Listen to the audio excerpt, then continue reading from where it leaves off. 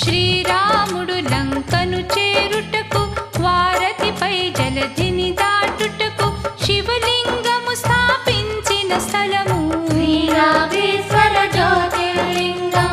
అలుగుట ఎరుగని శివ శంకరుడు అలిగిన నాడి భువి కంపించు శివ తాండవము మొదలెడగానే గల ప్రాణుల ఆహాకారం మన మదిలో నిరతము గల శివుడు